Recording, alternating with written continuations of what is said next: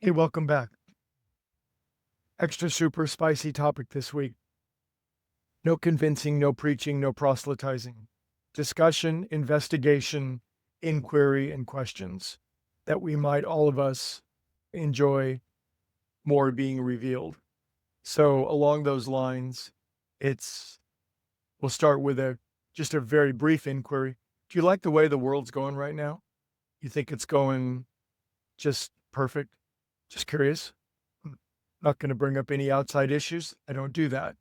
But I do certainly acknowledge what people are feeling and their impressions of what's going on in the world. And what's curious is while we enjoy a material excess and a scientific understanding vastly greater than anything prior, obviously, and that only continues to geometrically increase our scientific knowledge as we jump into AI and the ability to move molecules and matter and energy in ever more astonishing ways.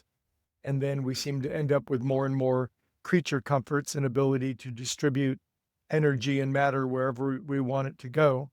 The levels of depression, sadness, suicide, and the level of health of human beings is, if not much worse, it ain't much better than it's been in the past. In other words, for all of our scientific inquiry and knowledge and power, then are we happier? Are we more purposeful? Do we have a greater sense of destiny and our place in the universe? Big question. So with that in mind, am I anti-science? Am I a fundamentalist? No, I'm not. I love me science, and I think science is obviously the greatest form of inquiry and investigation that humans have invented or discovered. That's a whole nother topic of conversation right there. But the fact that the reasonable minds of men can dive into the material world and come up with great answers and overcome absurd and ridiculous superstitions is one of the greatest testaments and milestone in human history. Yet, it still brings us to where we are today. Now, with this in mind, there was curiously the first of the great Enlightenment scientists were highly religious men. They felt that God gave man the ability to ask big questions and to examine nature at depth with the scientific method and begin to come up with greater and greater answers. Then, as we got into the 19th century, there began this curious movement, and there was, I would call it, a divorce between science and religion. There was a big divorce, and it was characterized by there were two great seminal books of the late 19th century. Here, I'll even mention them. Real quick, I got 6 minutes of your time. I ain't gonna waste it.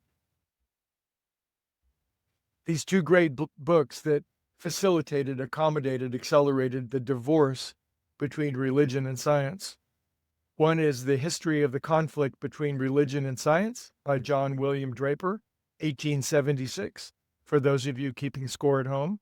And then there was this, A History of the Warfare of Science with Theology in Christendom, 1896, by Andrew Dixon White.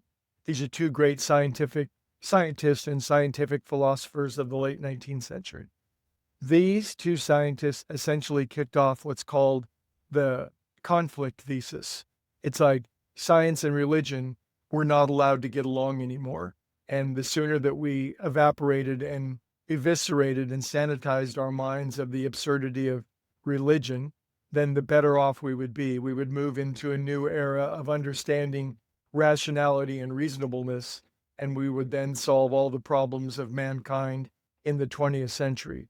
Now, I don't know if you've done much historical study, but a brief examination of the 20th century does seem to describe not necessarily a calming of human conflicts, but some bad shit went down.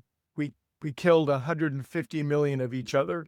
And so what's going on? So this leads to another giant question. And do science and religion, do they have to be in conflict? Must there be a divorce? And this is something we can all begin to ask ourselves, but there's something about thinking that we are nothing but molecules matter and energy in motion. And this, of course, is the strident, I would say, far to the one side spectrum opinion of modern materialistic scientism, if you will, is that we are matter in motion. Consciousness is the product of movement of molecules in our brain, and there's no such thing as the divine. Because let's have a look. Ancient man thought that in volcanoes were gods, earthquakes were caused by great turtles moving under the earth, lightning was somebody throwing anger at somebody, and science has looked up above the clouds. There's no guy up there in a white robe. They've looked deep into the earth. There's nobody down there wearing red tights with a pointy pitchfork poking at us.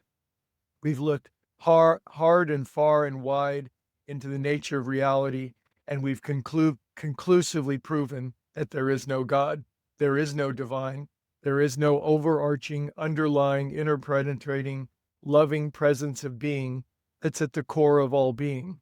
Now, if a human being adopts that point of view, and maybe they didn't even consciously adopt it, but because we've grown up in a modern age, there's this echo that there is no such thing. We're not connected. We're not divine.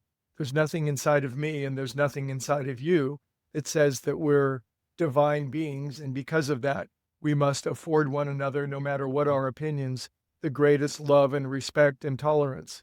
And because of that, things can really break down. And also, there's no meaning and purpose to existence. It's completely imaginary, completely made up inside of our head, which is just churning out one delusion after the next until we die and we become, as Robin Williams says, the great dirt nap. Anyway, another great book of spirituality says, plain and simple, plain and plump. God either is or he isn't. What's our choice to be?